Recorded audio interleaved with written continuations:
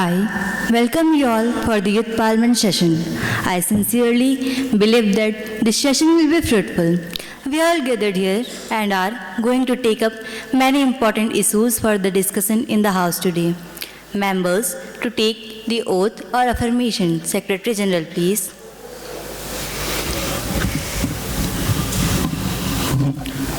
Mr. Neeraj Patel, who stands elected from Chandauli constituency of Uttar Pradesh, will now take oath or affirmation. Mr. Neeraj Patel.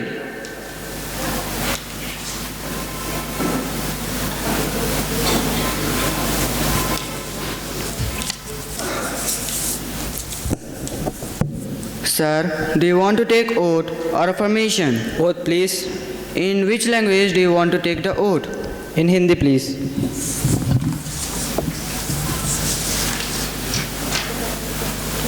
Okay, sir. Kindly proceed. मैं नीरज पटेल जो युवा संसद का सदस्य निर्वाचित हुआ हूँ, ईश्वर की शपथ लेता हूँ कि मैं विधि द्वारा स्थापित भारत के संविधान के प्रति सच्ची श्रद्धा और निष्ठा रखूँगा। मैं भारत की प्रभुता और अखंडता अक्षुण्ण रखूँगा तथा मैं जिस कर्तव्य को ग्रहण करने वाला हूँ उसका निष्ठापूर्वक निर्वहन करूँगा।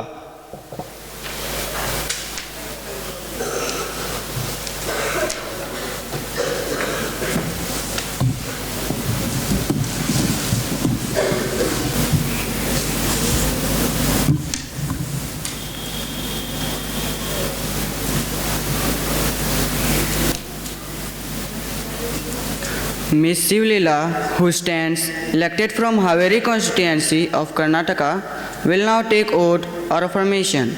Ms. Sivlila.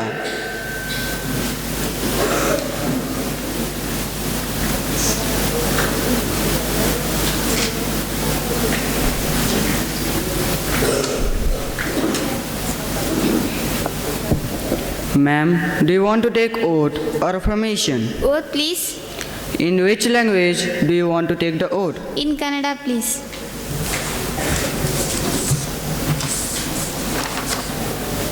Okay, ma'am. Kindly proceed. ನಾನು ಶಿವಲೀಲಾ ಯುವ ಸಂಸತ್ತಿನ ಸದಸ್ಯೆಯಾಗಿ ಕಾನೂನು ಮೂಲಕ ಸ್ಥಾಪಿತವಾದ ಭಾರತದ ಸಂವಿಧಾನಕ್ಕೆ ಸತ್ಯ, ಶ್ರದ್ಧೆ ಮತ್ತು ನಿಷ್ಠೆಯನ್ನು ಹೊಂದಿರುತ್ತೇನೆ. ಭಾರತದ ಸಾರ್ವಭೌಮತ್ವವನ್ನು ಮತ್ತು ಅಖಂಡತೆಯನ್ನು ಎತ್ತಿ ಹಿಡಿಯುತ್ತೇನೆ ಎಂದು ಮತ್ತು ನಾನು ಈಗ ಕೈಗೊಳ್ಳಲಿರುವ ಕರ್ತವ್ಯವನ್ನು ಶ್ರದ್ಧಾಪೂರ್ವಕವಾಗಿ ನಿರ್ವಹಿಸುತ್ತೇನೆ ಎಂದು ದೇವರ ಹೆಸರಿನಲ್ಲಿ ಪ್ರಮಾಣ ಮಾಡುತ್ತಿದ್ದೇನೆ.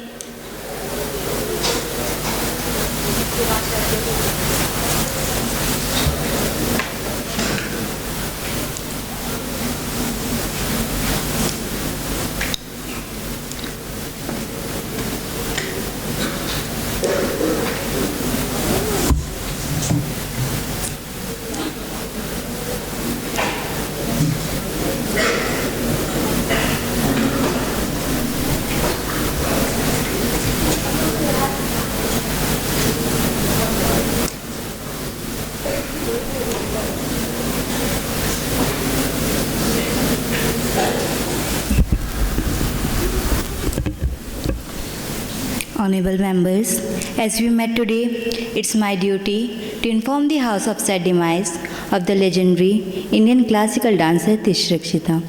Tishrakshita ji was an Indian classical dancer recognized for contributions to Bharatnatyam and Kuchipudi.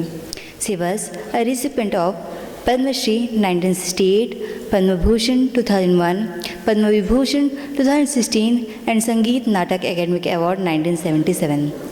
She passed away at New Delhi on 3rd of August 2024 at the age of 84. Her legacy will continue through her exceptional body of work.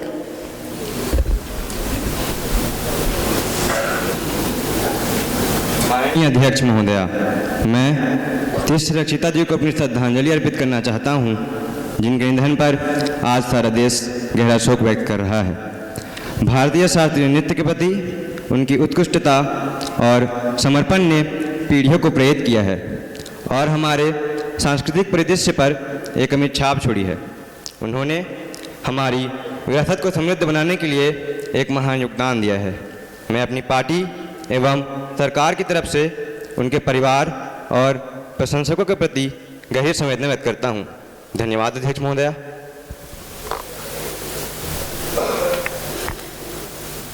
Honorable Speaker Ma'am, it is pain to learn about the passing of legendary classical dancer and Padma awardee Ms. Tish Rakshita ji. India had lost a cultural icon.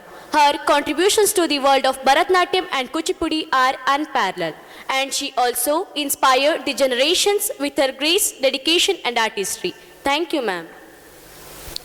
I request the House to stand in silence for a while to express our deep sorrow.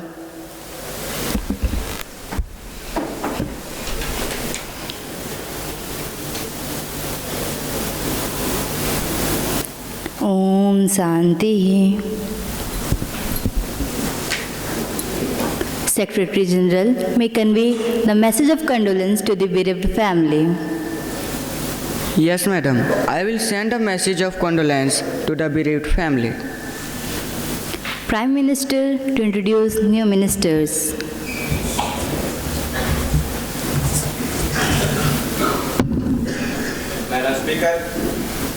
Madam Speaker, I have pleasure in introducing to you and through you to the House my colleagues, the new ministers, Mr. Akhil Nayak, Minister of Coal and Mines,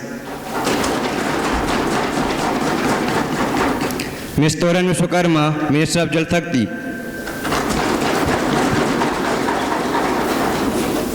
Now, the question hour begins. Question number 1. Honorable Member, Ms. Deepika Chaudhary, please. मैं माननीय अध्यक्ष महोदया के माध्यम से माननीय विदेश मंत्री जी से यह जानना चाहती हूँ कि रूसी सेना में सेवारत 40 भारतीय नागरिकों को सुरक्षित और शीघ्र भारत वापस लाने के लिए सरकार द्वारा की गई विशिष्ट कार्रवाइयों का ब्यौरा क्या है? क्या सरकार ने कई भ्रामक भर्तियों की रिपोर्टों के बाद रूसी सेना में भारतीय नागरिकों की भर्ती के लिए इस्तेमाल की जाने वाली प्रथाओं की कोई जांच शुरू की है, और यदि हाँ तो इसका ब्यौरा क्या है? दुनिया भर में अन्य देशों की सशस्त्र सेनाओं में वर्तमान में सेवारत भारतीय नागरिकों की अनुमानित संख्या कितनी है?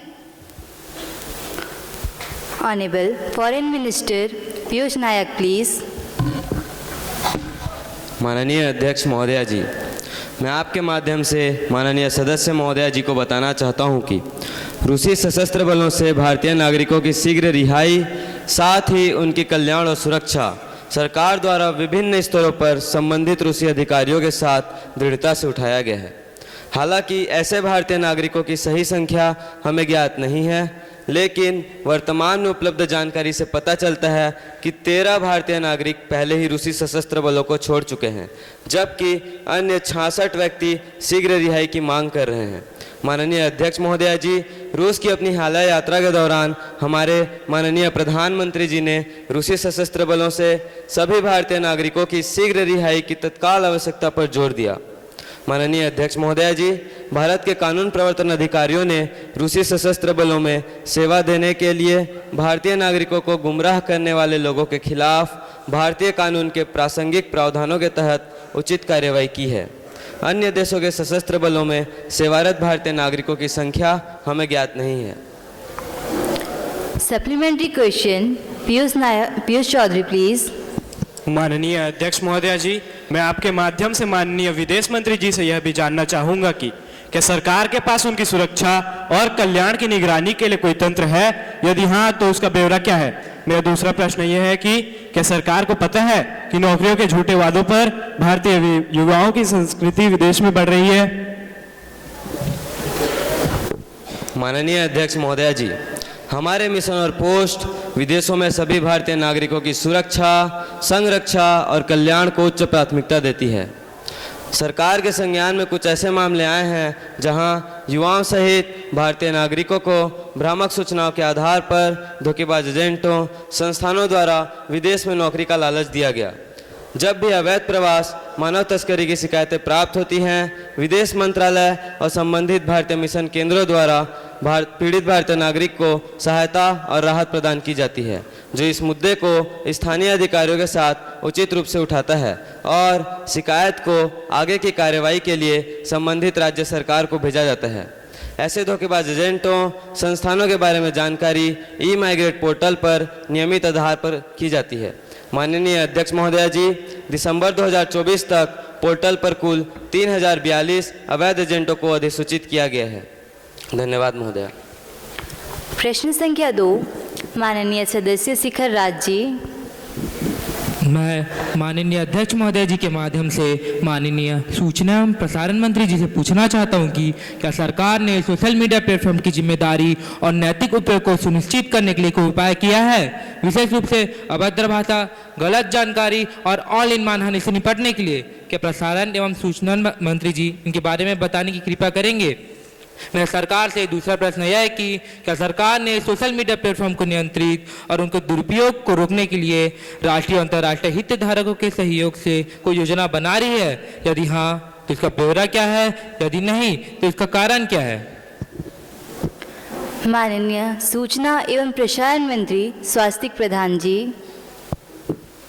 माननीय अध्यक्ष महोदया जी, सरकार ने सूचना प्रौद्योगिकी अधिनियम 2000 के अंतर्गत 25 फरवरी 2021 को सूचना प्रौद्योगिकी नियम 2021 अधिसूचित किए हैं, जिसमें इंटरमीडिएट प्लेटफॉर्म्स पर उपयोगकर्ता द्वारा तैयार की गई सामग्री के लिए इलेक्ट्रॉनिक्स और सूचना प्रौद्योगिकी मंत्रालय द्वारा प्रशासित आईटी नियम 2021 के भाग 2 में मध्यस्थों द्वारा उचित निरीक्षण का प्रावधान है और सोशल मीडिया मध्यस्थों व ऑनलाइन प्लेटफॉर्म्स पर विशिष्ट दायित्व और जवाबदेही तय की गई है, ताकि यह सुनिश्चित किया जा सके कि वे अपने प्लेटफॉर्म्स को सुरक्षित और विश्वसनीय बनाने के लिए जवाबदेह रहें।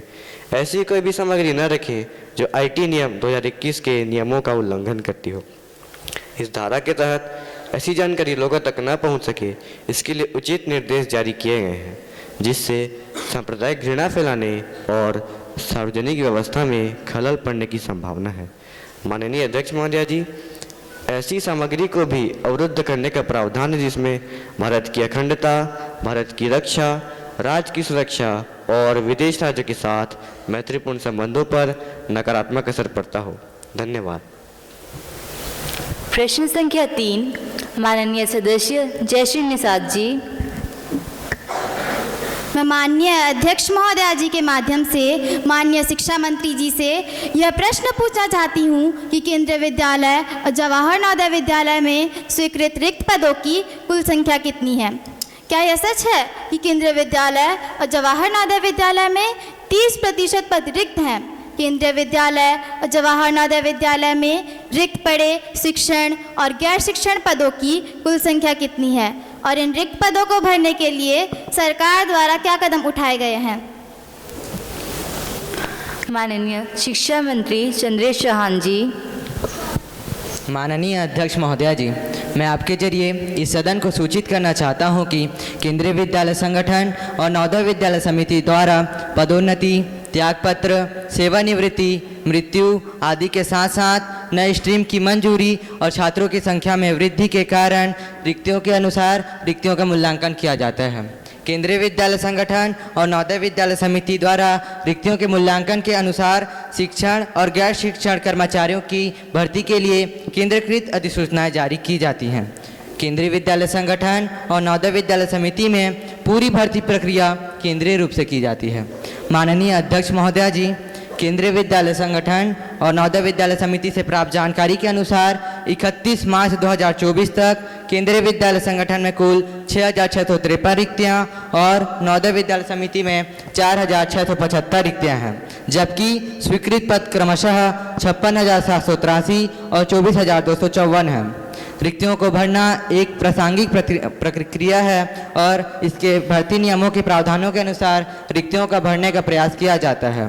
केंद्रीय विद्यालय संगठन और नवोदय विद्यालय समिति में रिक्तियों के भर्ती के लिए अस्थायी अवधि पर शिक्षकों को नियुक्त किया जाता है, ताकि यह सुनिश्चित किया जा सके कि शिक्षण अधिगम प्रक्रिया में कोई बाधा न आए। Supplementary question, honourable member Dhani Patel please. मैं माननीय अध्यक्ष महोदया जी के माध्यम से माननीय शिक्षा मंत्री जी से यह पूछना चाहती हूँ कि पिछले 5 वर्षों में रिक्त पदों और की गई भर्ती का ब्यौरा क्या है, इनके कब तक भरे जाने की संभावना है? माननीय अध्यक्ष महोदया जी, केंद्रीय विद्यालय से प्राप्त जानकारी के अनुसार कोविड-19 महामारी के कारण केंद्रीय विद्यालय संगठन द्वारा पिछले 5 वर्षों के दौरान केवल 2023 में शिक्षण और गैर शिक्षण रिक्त पदों के लिए भर्ती अभियान चलाया गया है और इसकी सीधी भर्ती के तहत 13,000 नियुक्तियों के प्रस्ताव दिए गए हैं और मार्च 2024 तक सीमित विभागीय प्रतियोगी परीक्षा के तहत 2,914 नियुक्तियों के प्रस्ताव दिए गए हैं। माननीय अध्यक्ष महोदया जी, नवोदय विद्यालय समिति से प्राप्त जानकारी के अनुसार पिछले 5 वर्षों के दौरान रिक्तियों के विरुद्ध नवोदय विद्यालय समिति द्वारा 2019-20 में 2,656 शिक्षण और गैर शिक्षण पदों, 2021-22 में 1,925 गैर शिक्षण पदों और 2022-23 में 2200 शिक्षण पदों पर भर्ती की गई है। रिक्त पदों पर भर्ती के लिए विज्ञापन शीघ्र ही लाया जाएगा, जिसकी सूचनाएं हम वेबसाइट पर जल्द ही प्रदान कर देंगे। धन्यवाद अध्यक्ष महोदया। Question number 4, Honorable Member Tripti Pradhan, please. Honorable Speaker ma'am, through you, I would like to ask, will the Minister of Education be pleased to state whether government is aware of the excessive fees charged by the coaching institutes for school students appearing in various competitive exams? If so, the details thereof. If so, state the measures taken by government to address this issue by regulating the coaching institutes. Thank you, ma'am. Honorable Minister of State in the Ministry of Education, Pratibha Patel, please. Honorable Speaker Madam, through you I would like to answer the question of Honorable Member. Keeping in view that growth in number of unregulated private coaching center in the country in the absence of any laid down policy or regulation. Instance, the coaching center charging exorbitant fees from the student. Undue stress on the student, resulting student committing suicide and many other malpractices being adopted by this coaching institute. Honorable Madam, the Ministry of Education has circulated a guideline to state and union territories on 16 January 2024 by way of appropriate legal framework. This guideline for regulation of coaching center provide that the fee charged for courses and curriculum shall be fair and reasonable. Under no circumstances, the fee shall be increased during the course of currency.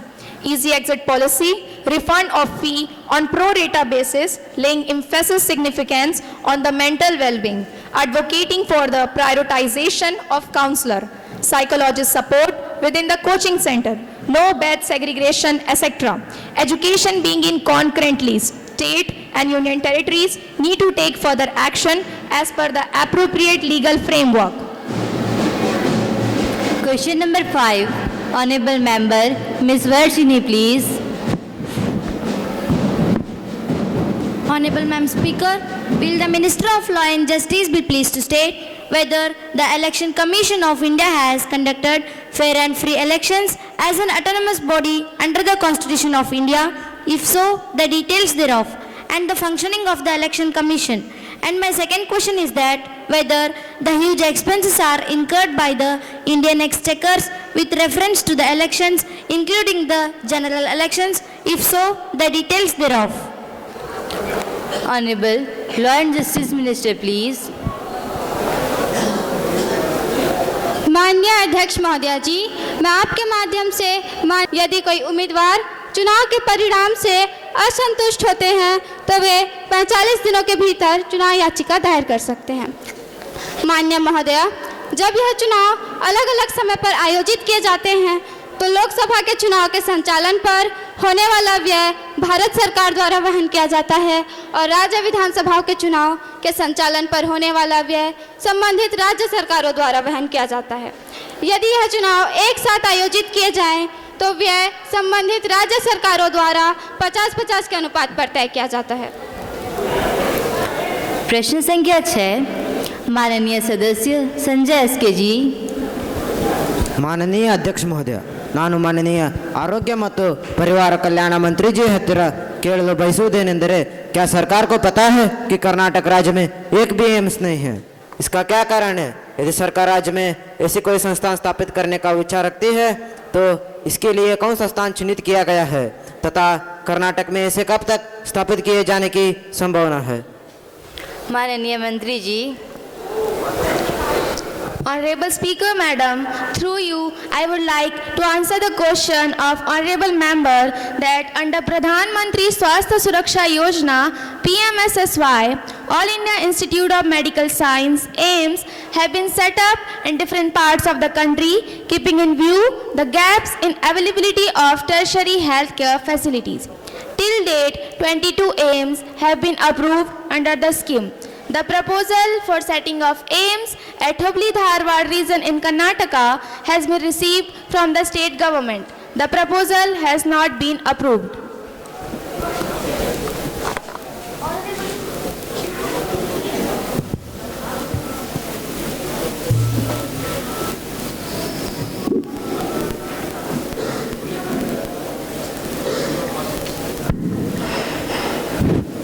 Honorable Speaker, ma'am, a serious breach of privilege has been committed by Aurangabad District Authority.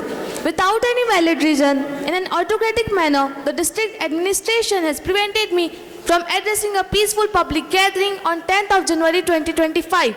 The authority has attributed dishonest motives, and I request you to allow me to raise a question on that matter now. Honorable Member, have you given the notice earlier? You may give a due notice along with a copy of paper and I shall consider it. You cannot spring a surprise on me like this. Yes, ma'am. I have already given due notice of it at 8 a.m. today.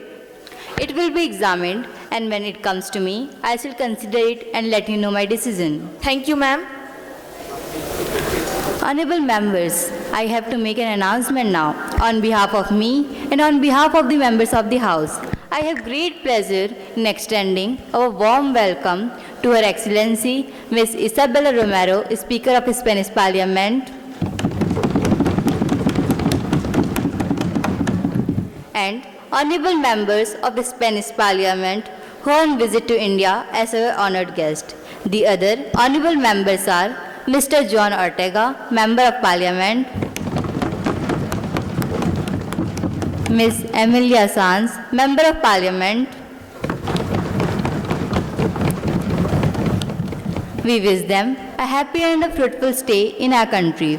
We also convey our warm greetings and very best wishes through her to His Excellency, the Head of State of Spain, the Prime Minister, the Spanish Parliament, the government, and the friendly and loving people of Spain.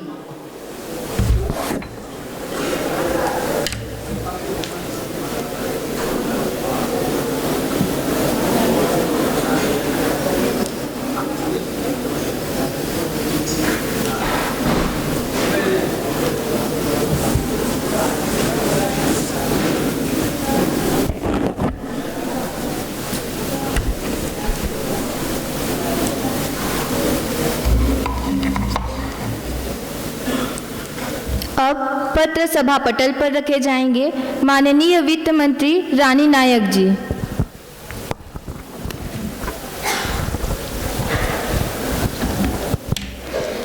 Honorable Deputy Speaker, Madam, I beg to lay out on the table a copy of each of the following papers. First, Economic Survey 2023-24. Second, Economic Survey 2023-24 Statistical Appendix. पंचायती राज, मत्स्य पालन, पशुपालन एवं dairy मंत्री माननीय हर्षित सांडे जी। माननीय उपाध्यक्ष महोदया जी, मैं वर्ष 2024-25 के लिए पंचायती राज मंत्रालय की अनुदानों की विस्तृत मांगे। दूसरा, वर्ष 2024-25 के लिए पंचायती राज मंत्रालय की निर्गत परिणामी अनुश्रवण रूपरेखा। तीसरा, वर्ष 2024-25 के लिए मत्स्य पालन, पशुपालन और डेयरी मंत्रालय की अनुदानों की विस्तृत मांगे। चौथा, वर्ष 2024-25 के लिए मत्स्य पालन, पशुपालन और डेयरी मंत्रालय की निर्गत परिणामी अनुश्रवण रूपरेखा की प्रति पटल पर रखता हूँ। Secretary General to report message from the Upper Chamber of Youth Parliament. Madam, I have to report the following message received from the Secretary General of Upper Chamber. I am directed to inform the Youth Parliament that the Railway Amendment Ordinance 2024 has been passed by the Upper Chamber as its sitting held on 24 December 2024. Secretary, to lay on the table of the House as passed by the upper chamber. Madam, I lay on the table of the House the bill, the Railway Amendment Ordinance 2024, as passed by the upper chamber. Now, let us take up the calling attention motion. Honorable Member Yogesh Chaudhary to call the attention of Minister of Forest and Environment to the single-use plastic. माननीय उपाध्यक्ष महोदया जी, plastic की अधिक खपत, कुप्रबंधन तथा plastic कचरा एक बढ़ता हुआ खतरा है, जिससे वाटर पोल्यूशन हो रहा है, सॉइल पोल्यूशन हो रहा है। प्लास्टिक के कचरे के बड़े बड़े ढेर लगे हैं, जिससे आसपास की वायु बहुत ही प्रदूषित हो चुकी है, अंडरग्राउंड वाटर भी प्रदूषित हो रहा है। प्लास्टिक एक ऐसी समस्या है जो सबसे अधिक चिंताजनक है, क्योंकि यह एक ऐसा पदार्थ है जिसे नष्ट होने में काफ़ी समय लगता है। उपाध्यक्ष महोदया, प्लास्टिक वेस्ट मिसमैनेजमेंट इंडेक्स के अनुसार भारत, मोजाम्बिक, नाइजीरिया और केनिया जैसे देशों के साथ चौथे स्थान पर आता है, जो कि हमारे लिए बेहद चिंता की बात है। अधिकांश स्थानों जैसे general store, medical store, clinic और अस्पतालों के पास प्लास्टिक कचरा पाया जाता है। इनके आसपास आमतौर पर कागज, कार्डबोर्ड और प्लास्टिक के पदार्थ जैसे रैपर, बोतलें और डिब्बे देखने को मिलते हैं। साथ ही सिंगल यूज प्लास्टिक एक बहुत बड़ी समस्या पैदा कर रहा है। लोग इस समस्या से निपटने के लिए या तो इन्हें जला देते हैं या फिर ऐसे ही खुले स्थानों में फेंक देते हैं। मैं माननीय पर्यावरण मंत्री जी से अनुरोध करता हूं कि इस समस्या का प्रबंधन अत्यंत आवश्यक है, अन्यथा यह आगे आने वाले समय में बढ़ती ही जाएगी।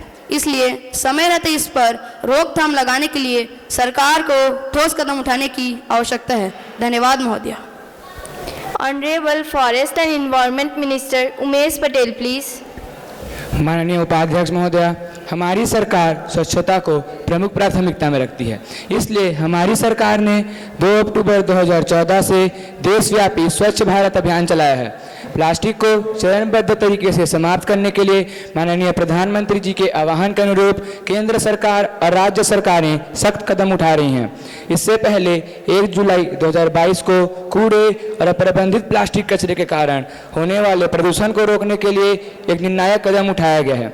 माननीय महोदया, प्लास्टिक अपशिष्ट प्रबंधन संशोधन अधिनियम 2022 में भी इसका संशोधन है, जो 1 जुलाई 2022 से प्रभावी हो गई है, जिसके तहत सिंगल यूज प्लास्टिक वस्तु की पहचान की गई है तथा उन्हें प्रतिबंधित कर दिया गया है।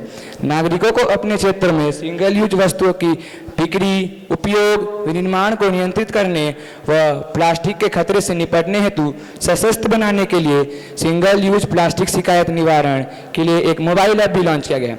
माननीय उपाध्यक्ष महोदया जी, मैं आपके माध्यम से इस सदन को यह भी बताना चाहता हूं कि इसके अतिरिक्त KVIC द्वारा project REPLAN reducing plastic in nature launch किया गया है, जिसका उद्देश्य नागरिकों को अधिक सस्टेनेबल ऑप्शन प्रदान कर प्लास्टिक थैलियों की खपत को कम करना है। धन्यवाद उपाध्यक्ष महोदया।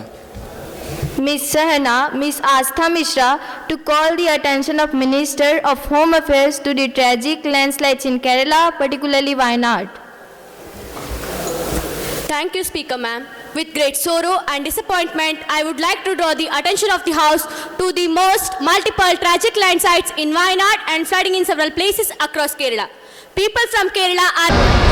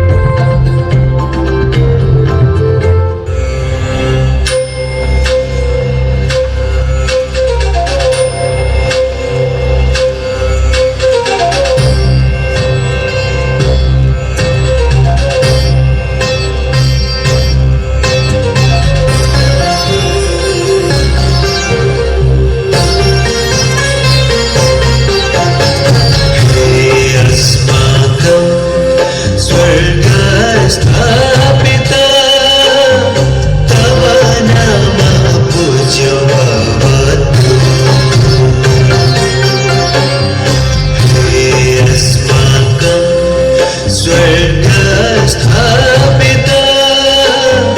तव नाम पूज्यो भवतु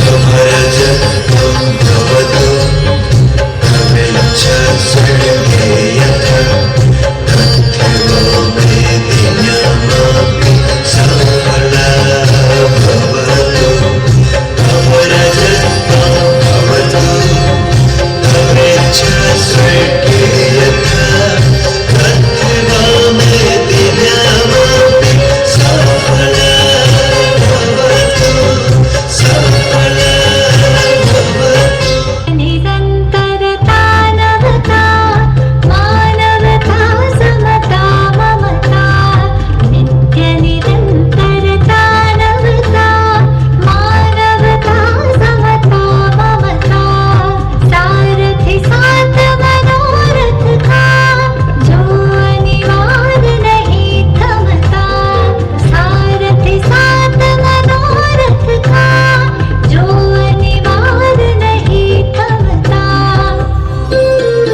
संकल्प अविजित अभिमतं संकल्प अविजित अभिमतं आनन्द मंगल मंगलम् आनन्द मंगल मंगलम् नित प्रियं भारतं भारतं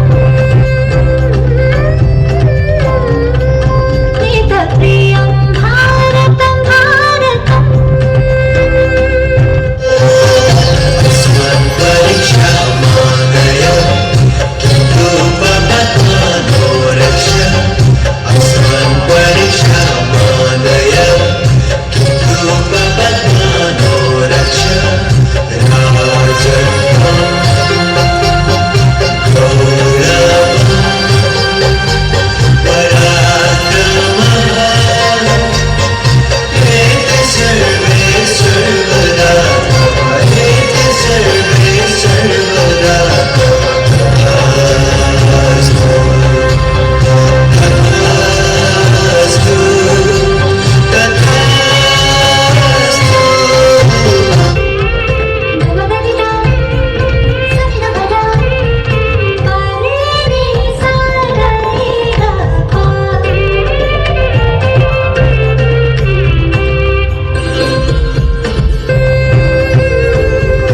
स्वागतं शुभ स्वागतं शुभ स्वागतं शुभ स्वागतं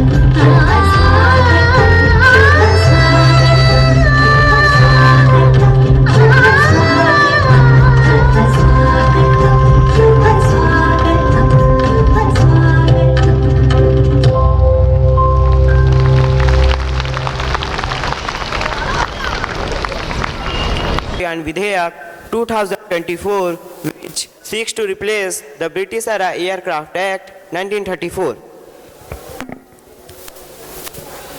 The question is that leave be granted to introduce the bill further.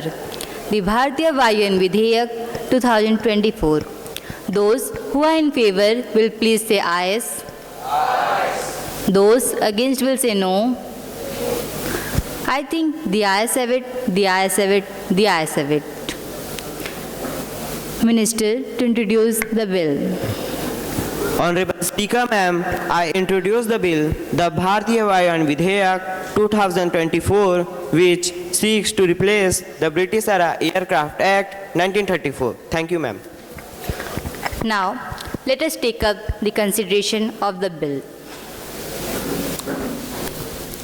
Honorable Speaker, Madam, I beg to move that the bill to prevent unfair means in public examinations 2024 and to provide for matters connected therewith or incidental there to be taken into consideration.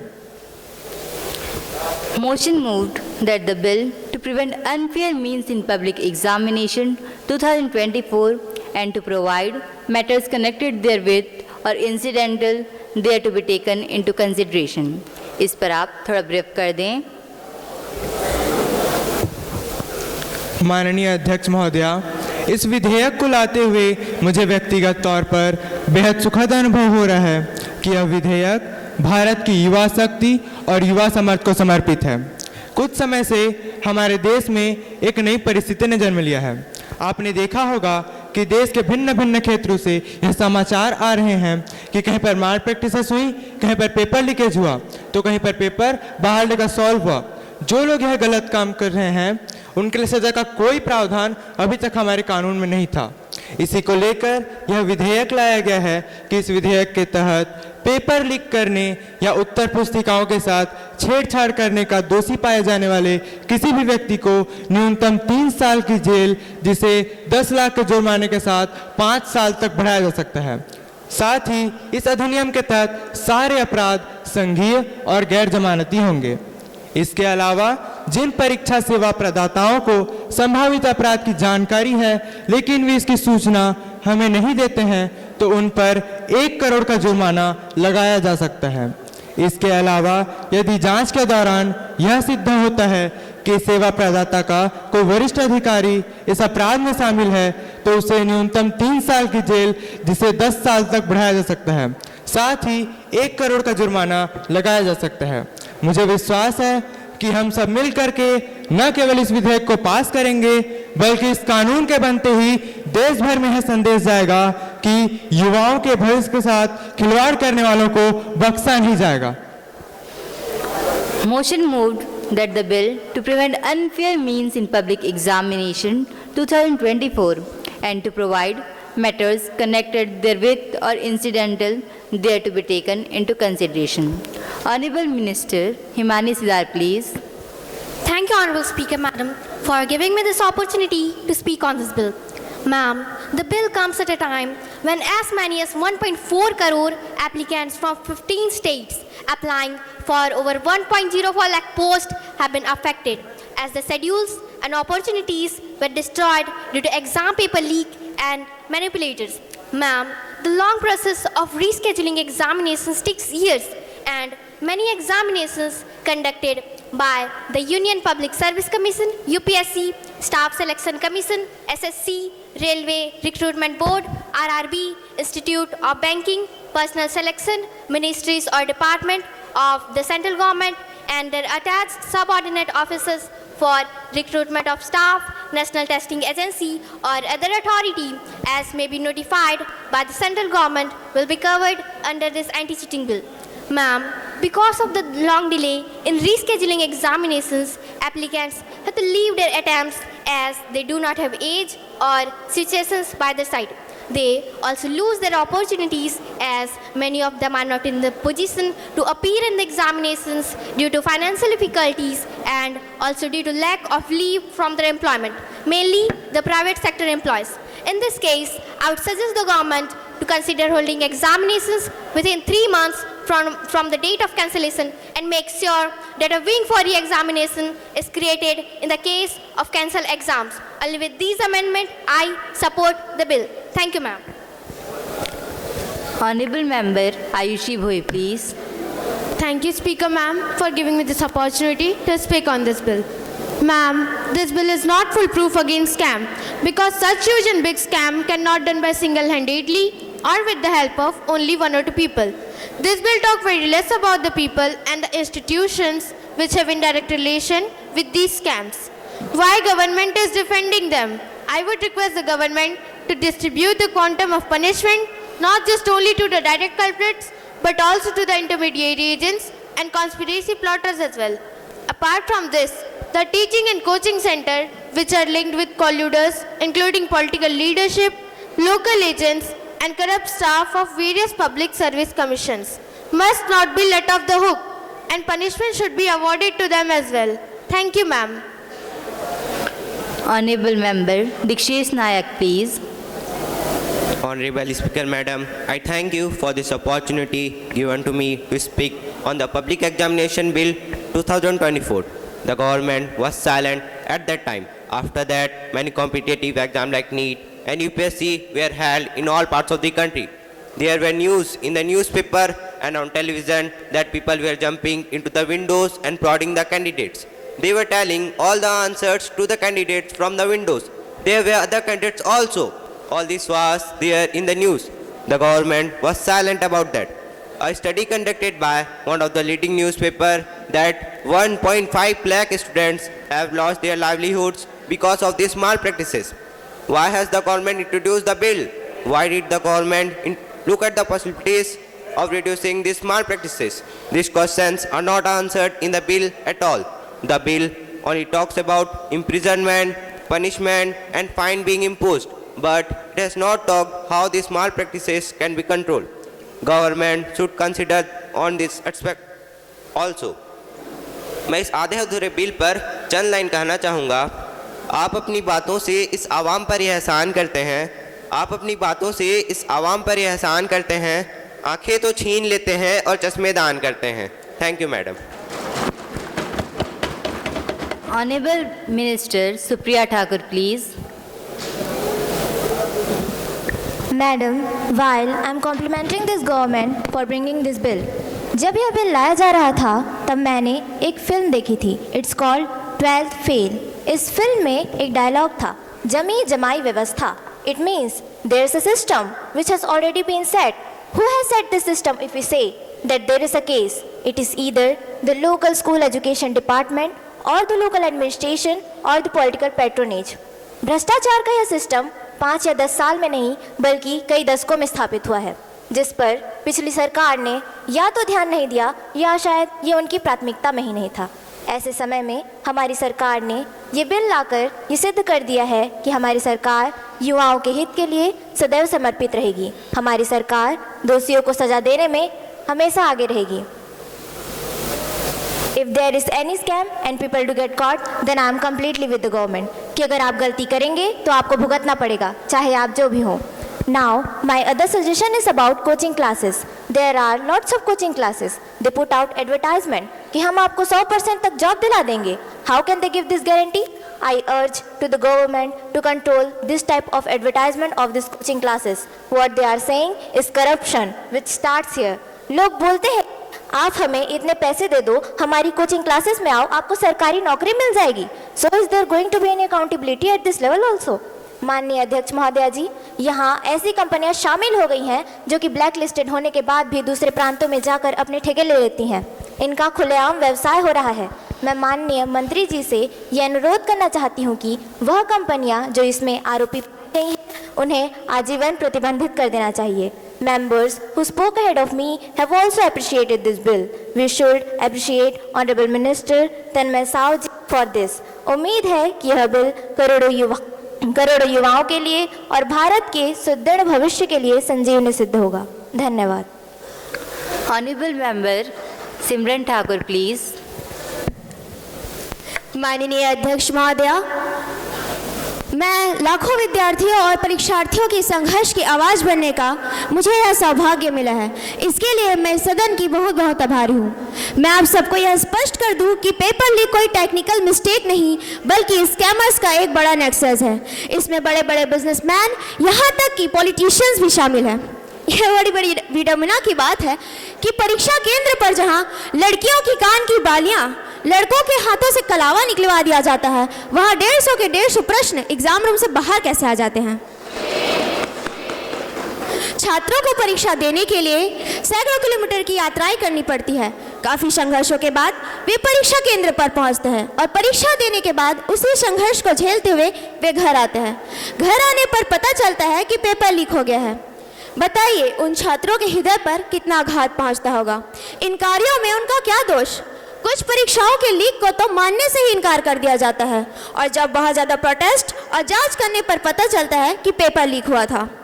अब देश के वहाँ protest करें कि पढ़ाई, और जब वे protest करते भी हैं तो इन निर्दोष छात्रों पर लाठियाँ बरसाई जाती है, इन पर केस चलाया जाता है और वहीं जो भ्रष्टाचारी हैं, स्कैमर्स हैं, वे आराम फरमा रहे होते हैं। परीक्षा पर चर्चा तो ठीक है, लेकिन पहले पेपर संभाल कर रखना सिखाएं। पेपर लीक नहीं होगा तभी तो परीक्षाएं होंगी और जब परीक्षाएं होने लगेंगी तो बच्चे मेहनत करके पास हो जाएंगे। और हम जिस अमृतकाल की बात करते हैं उस अमृतकाल का आधार यही है। ये कैसा अमृतकाल है जिसमें अमृत वे पीते जा रहे हैं जो भ्रष्टाचारी हैं, स्कैमर्स हैं, और जहर उन मासूम जनता और निर्दोष छात्रों को मिल रहा है। मैडम, इस बिल के माध्यम से सरकार जो गुनहगार हैं उन्हें 3 से 10 साल की सजा दे रही है। मैं सरकार को यह सुझाव दूंगी कि दोषियों पर उम्र कैद का प्रावधान करना चाहिए और साथ ही साथ उनकी संपूर्ण संपत्ति जब्त कर लेनी चाहिए। जब एक व्यक्ति की हत्या पर उम्र कैद हो सकती है तो लाखों विद्यार्थियों के भविष्य की हत्या करने पर केवल 3 से 10 साल की सजा, क्या यह उचित है? अतः मैं सरकार से यह अनुरोध करती हूँ कि प्रावधान को और कड़ा किया जाए। धन्यवाद। Honorable Minister of Personnel, Public Grievance and Pensions, Tanmay Sahu ji, please. माननीय अध्यक्ष महोदया, सबसे पहले तो मुझे आभार प्रकट करना है क्योंकि ऐसी अपेक्षा न थी कि इस विषय पर इतनी विस्तृत चर्चा होगी और हमारे इतने सारे माननीय सदस्य इसमें बोलने की इच्छा प्रकट करेंगे। इससे यह सिद्ध होता है कि यह विषय सबके हृदय के नज़दीक है। कुल मिलाकर के सैद्धांतिक तौर पर किसी ने इसका विरोध भी नहीं किया। हाँ, एक बात बार बार कही गई और शायद यह सकारात्मक सुझाव है कि अगर कोई परीक्षा रद्द की जाती है तो उसे जल्द से जल्द कराने का प्रयास किया जाए। I think this is a suggestion which is well taken. हमारा पूरा प्रयास है, चाहे कोई भी संस्था हो, कोचिंग सेंटर हो, उन सभी को इस कानून के दायरे में लाया जाएगा और जो भी डायरेक्टली या इनडायरेक्टली स्कैम से जुड़े होंगे तो आप मुझसे सहमत होंगे, उनको बख्शा नहीं जाएगा। माननीय अध्यक्ष महोदया, विपक्ष के कुछ माननीय सदस्यों ने हमारी सरकार पर यह आरोप लगाया कि हमारी सरकार अब तक क्या कर रही थी। उनको मैं कहना चाहूँगा कि माना चमन को सींचने में पत्तियाँ कुछ झड़ रही होंगी, माना चमन को सींचने में पत्तियाँ कुछ झड़ रही होंगी, ये इल्ज़ाम हम पर लग रहा है बेवफाई का, मगर कलियों को जिसने रौंद डाला अपने हाथों से वही दावा कर रहे हैं अब चमन की रहनुमाई का। माननीय अध्यक्ष महोदया, विपक्ष के कुछ सदस्य ने कहा कि हमारी सरकार ने इस कानून को लाने में 10 साल की देरी कर दी। माननीय महोदया, मैं तो मानता हूँ 5 या 10 साल नहीं, हमारे यहाँ की सरकारों ने इस कानून को लाने में 50 साल की देरी कर दी। आपके पास भी तो मौका था, लेकिन आपने कोशिश ही नहीं की, वरना ये हालात बदल सकते थे। आपने कोशिश ही नहीं की, वरना ये हालात बदल सकते थे, ये अश्क आपकी आंखों से भी निकल सकते थे। और माननीय अध्यक्ष महोदया, हमें राजनीतिक आरोप प्रत्यारोप में उलझने के बजाय निष्पक्ष परीक्षा नीतियां बनाने और लागू करने पर ध्यान केंद्रित करने की आवश्यकता है। हमें हमारे साथियों को पेपर लीक और धोखाधड़ी जैसे मुद्दों के लिए मददगार समाधान उपलब्ध कराना चाहिए और हमें इन समस्याओं को सक्रिय रूप से हल करने के लिए एक साथ आने की आवश्यकता है। माननीय महोदया, हमें छात्रों के शैक्षणिक और करियर लक्ष्यों का समर्थन करने के लिए एक सुरक्षित और पारदर्शी परीक्षा वातावरण बनाना चाहिए जिसके देश के भविष्य पर सकारात्मक प्रभाव पड़े। और मैं आप सभी को आश्वस्त करता हूं, इस कानून के आने के पश्चात किसी भी तरह का स्कैमर हो, सभी सलाखों के पीछे होंगे, ऐसा मुझे विश्वास है। Madam, I move the bill be passed. The question is that the bill to prevent unfair means in public examination 2024 there to be taken into consideration, that the bill is passed. Those who are in favor will please say ayes. Those against will say no. I think the ayes have it, the ayes have it, the ayes have it. The motion is adopted and the bill is passed. Now, we will consider the bill, Public Examination, Prevention of Unfair Means 2024, clause by clause. प्रश्न यह है कि खंड 1 से 5 public examination prevention of unfair means bill 2024 का अंग बने। Those who are in favor will please say ayes. Those against will say no. I think the ayes have it, the ayes have it, the ayes have it. Clause 1 to 5 of Public Examination, Prevention of Unfair Means stands the part of the bill. Honorable Member Himani Sidar, क्या आप संशोधन प्रस्तुत करना चाहती हैं? Madam, the Honorable Minister has already agreed also that may be looked into with the assurance given by the Honorable Minister. I am not moving the amendment. मंत्री जी, अब प्रस्ताव करें कि यथा संशोधित विधेयक को पारित किया जाए। Madam, I rise to move that the bill Prevention of Unfair Means in Public Examinations 2024 as amended be passed. The question is that the bill to prevent unfair means in public examination 2024 as amended be passed. Those who are in favor will please say ayes. Ayes. Those against will say no.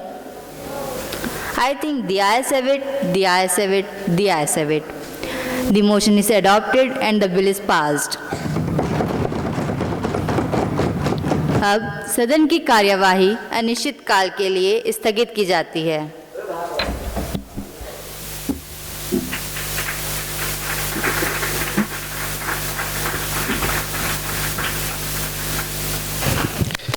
धन्यवाद JNB Mahasamund.